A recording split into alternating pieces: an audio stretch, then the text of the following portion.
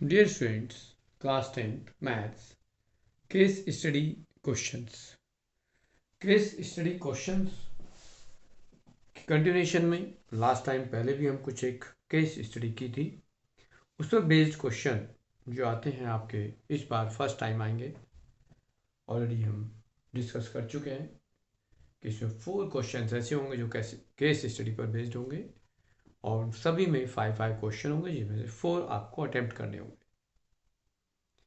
यहाँ एक नया क्वेश्चन है और इसको डिस्कस करना चाहते हैं आप सबके साथ कि क्वेश्चंस में कहा है stop sign is an example of the polygon. In the image you can see examples of the diagonal of the geometry, the stop sign. Here there is a various number of diagonals possible in a polygon. ये आपके पास unsolved questions as this आपको question में दिया गया है कि इस type का कि स्टॉप सिंबल दिया गया है और उसमें आपको diagonals of the many polygons के ऊपर डिस्कस किया गया है कि ट्रायंगल्स में पॉलीगन कितने होते हैं, क्वाड्रिलेटरल में कितने होते हैं, पेंटागन में कितने होते हैं, हेक्सागन में कितने होते हैं, सेप्टागन ऑक्टागन में कितने होते हैं। उन सबको डिस्कस करने के लिए आपको कहा गया है कि ये क्वेश्चंस जो हैं आपके पास हैं तो आप कैसे इन क्वेश्चनों को करेंगे। जनरली ट्राइंगल्स में कोई डायगोनल्स नहीं होता, क्वाड्रिलेटरल में 2 होते हैं, पेंटागन में 5 होते हैं और हेक्सागन में 6 पेंटागन होते हैं। जब सेप्टागन में 7 साइड वाले पॉलीगन की बात करेंगे तो उसमें कितने डायगोनल्स होंगे और ऑक्टागन में कितने पॉलीगन्स होंगे ये हम डिस्कस करेंगे। इसी पर बेस्ड कुछ क्वेश्चंस हैं जिन क्वेश्चनों को भी हम दिखाना चाहते हैं आपको कि क्वेश्चंस हैं कैसे। यहाँ एक टेबल भी बना के रिप्रेजेंट की गई है आपको दिखाने के लिए कि आपके पास जो डायगोनल्स हैं वो कितने हो सकते हैं। एज दिस आप इसको देख सकते हैं कि आपके पास एक टेबल बनाई गई है, number of sides and number of the diagonals. 3 sides हैं जिसमें ट्रायंगल हम कहते हैं जिसमें कोई डायगोनल नहीं होता। 4 साइड हैं तो 2 डायगोनल, 5 साइड है तो 5, 6 है तो 9 और 7 है तो P और 8 है तो Q उन्होंने मार्क किया है। फिर क्वेश्चन पूछे गए हैं according to this give the sum answers. तो फर्स्ट पार्ट में कहा है by the considering the pattern the value of P की वैल्यू क्या होगी, by consider of the pattern the value of Q क्या होगी।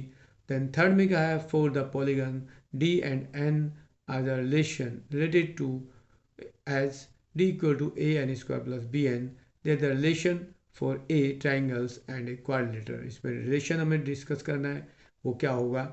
Then solving the equation of the third means C parts के लिए A और B की value find करनी है।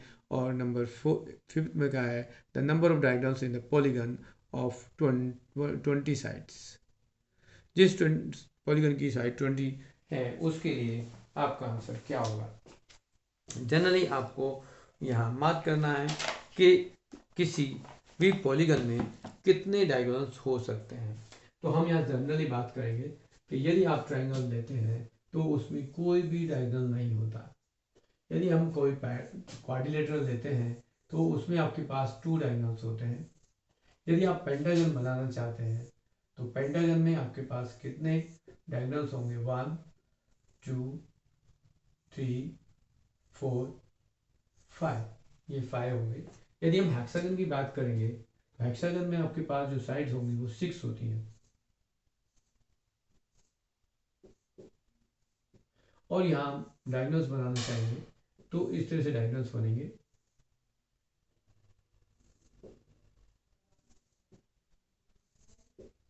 और इन डायगोनल्स की संख्या जो है यहाँ पर तो 0 होती है, यहाँ हम 2 की बात करेंगे, यहाँ 5 होगा, यहाँ 9 आएगा। अब यदि सेप्टागन बनता है कोई 7 साइड वाला पॉलीगन है तो उसमें हम किस तरह से बनाएंगे, 4 साइड 5 6 और 7 साइड बनाते हैं। तो इसमें हमारे पास कितने डायगोनल्स बनेंगे ये आप देखेंगे और इन सबको देखने के लिए आपके पास कहीं ना कोई एक रिलेशन डेवलप हो जाता है। उस रिलेशन को डेवलप करेंगे और फाइंड करेंगे कि कितने यहाँ पर डायगोनल्स होंगे। तो डायगोनल्स डिस्कस करने के लिए आपको कैसे चेक करना पड़ेगा, अब ये एक तो काउंट करना होगा। जनरली यहाँ पर आपके पास एक फॉर्मूला डेवलप होता है कि यदि नंबर ऑफ डायगोनल्स को हम d से डिनोट कर दें और यहां हम लेंगे तो यहां होता है n स्क्वायर माइनस 3n/2। ये एक फॉर्मूला होता है, ये आप लोगों को 8th-7th क्लास में ये एक्सप्लेन किया गया था। तो यहाँ आप इस फॉर्मूले के बेस पर ये बाकी सारे जितने भी पॉलीगॉन्स होंगे उनके डायगोनल्स के नंबर फाइंड आउट कर सकते हैं। तो आपको सबसे पहले कहा कि क्वेश्चन नंबर जो ए पार्ट है उसमें आपके पास नंबर ऑफ डायगोनल्स क्या होंगे, डी की वैल्यू क्या होगी। तो यदि आप यहाँ पर देख रहे हैं कि ये एन जो है वो 7 है, तो यदि हम 7 की वैल्यू डालेंगे यहाँ पर तो यहाँ डी की वैल्यू आएगी d equal to 7 of square minus 3 into 7/2 means 49 minus 21/2 means 28/2 equal to 14। तो यहाँ फर्स्ट जो पार्ट्स है ए उसका आंसर 14 होगा। अब यहाँ जो क्वेश्चंस में आपको अल्टरनेट दे रखा है वो सी है, तो यहाँ आप इस क्वेश्चन के सी पार्ट्स को मार्क कर सकते हो कि सी पार्ट्स का आंसर जिसमें डायगोनल्स की वैल्यू जो है वो 14 है। फिर सेकंड बी पार्ट्स में भी कहा है और बी पार्ट्स में कहा गया कि ऑक्टागन है, पी की वैल्यू फाइंड करनी है। तो पी की वैल्यू तो आ गई 14, तो क्यू ऑक्टागन है उसमें हम एन निकालना चाहेंगे तो 8 डी को एन डी फाइंड करना है, एन को 8 पुट करेंगे तो 8 of square minus 3 into 8 divide by 2 means 64 minus 24/2 means 40/2 equal to 20। तो यहाँ पर जब नंबर ऑफ ऑक्टागन हम लेंगे, number of polygon is octagon means number of side of the polygon is 8, तो यहाँ पर नंबर ऑफ डायगोनल जो होंगे वो 20 होंगे और ये डी पार्ट है इसका आंसर 20 होगा। सी पार्ट के लिए आपको क्वेश्चन में कहा गया कि आपको ट्रायंगल और क्वाड्रिलेटरल के लिए एक रिलेशन डेवलप करना है जिसमें कहा गया है कि डी इक्वल टू, यहाँ पर डी इक्वल टू कहा गया a n square plus b n, एक रिलेशन दिया गया। इस बेस पर यदि आप एन को 3 लें और 4 लें तो आपके पास एक रिलेशन बनेगा इफ एन इक्वल टू 3।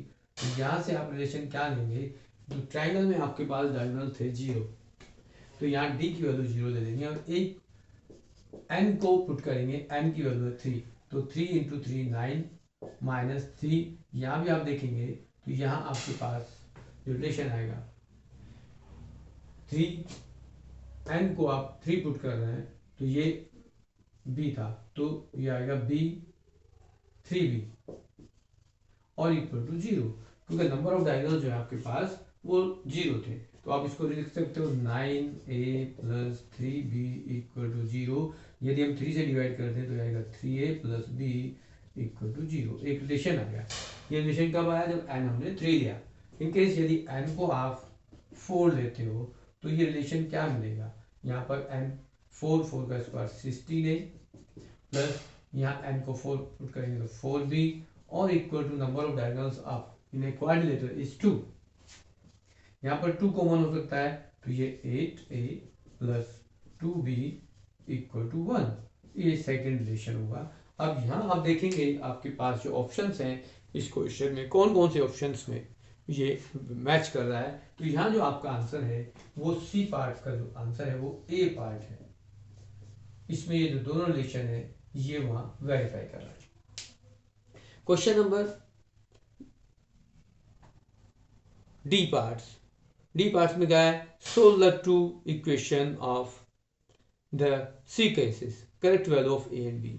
यदि आप इन दोनों को सॉल्व करना चाहेंगे तो आपके पास ए और बी की वैल्यू मिलेगी। आप कैसे सॉल्व करेंगे, आपके पास ये क्या है 8a plus 2b equal to 1 और ये है आपके पास 3a plus b equal to 0। अब आप इसको सेकंड और इसको फर्स्ट मार्क कर रहे थे यहाँ पर, तो आप क्या करेंगे b को रिप्लेस कर दें यहाँ से, b equal to minus 3a और ये थर्ड रिलेशन आएगा linear equation of two variables के अकॉर्डिंग आप इसको सॉल्व करेंगे। लीनियर इक्वेशन टू वेरिएबल्स में आप सॉल्व करेंगे तो क्या होगा, यहाँ से b को एलिमिनेट कर दीजिए, एलिमिनेशन मेथड अप्लाई करेंगे तो फर्स्ट इक्वेशन में b को रिप्लेस करेंगे तो 8a plus twice of minus 3a equal to 1, 8a minus 6a equal to 1 and 2a equal to 1 and a equal to 1/2। a की वैल्यू 1/2 आ गई, then putting the value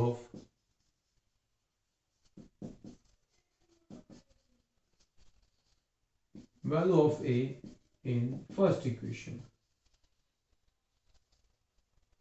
first equation means this, और यहाँ third put कर सकते हो, इसमें put कर सकते हो थर्ड में, तो यहाँ पर आपके पास आएगा b equal to -3 into 1/2 means -3/2। ये b की वैल्यू आ गई। आपके पास फोर्थ पार्ट d में जो आपका आंसर है वो आपका जो करेक्ट आंसर है वो b पार्ट से, तो फोर्थ पार्ट d का जो आंसर होगा उसमें आपके पास जो है b सॉल्यूशन है इसका, means a equal to 1/2 and b equal to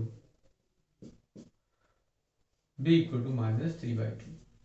और लास्ट में जो e पार्ट्स है उसमें पूछा गया है कि the number of diagonals in A polygon of 20 sides. अब इस फॉर्मूले में n को 20 पुट कर दीजिए e पार्ट्स के लिए, तो यहाँ आपके पास जो d आएगा दैट इज b। अब n मीन्स 20 है, n 20 तो 20 का स्क्वायर करेंगे, 20 square -3 into 20 divide by 2 means यहाँ पर आएगा 400 -60 divide by 2 means 340/2 equal to 170। तो यहाँ इसका जो आंसर आएगा आपके पास वो 170 होगा, और 170 is the option is D. तो डी ई पार्ट का जो ऑप्शन है वो डी ऑप्शन है। यहाँ आपके पास इस टाइप से ये questions of the case study हमने डिस्कस किया।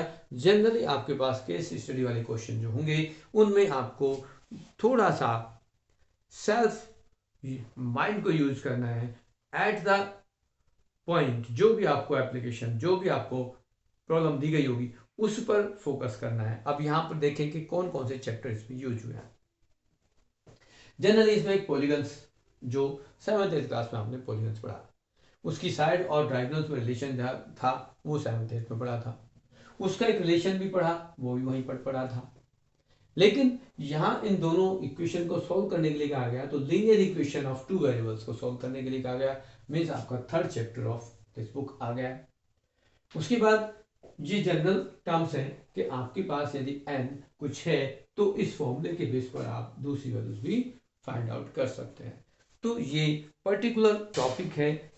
पर्टिकुलर टॉपिक से मतलब ये है कि आपके पास क्वेश्चन किसी भी चैप्टर से रिलेटेड हो सकते हैं, फॉर्मूले कहीं भी अप्लाई किए जा सकते हैं। इनको आप केयरफुली समझें और अपने नोटबुक में इस तरह के केसेस को जरूर करें।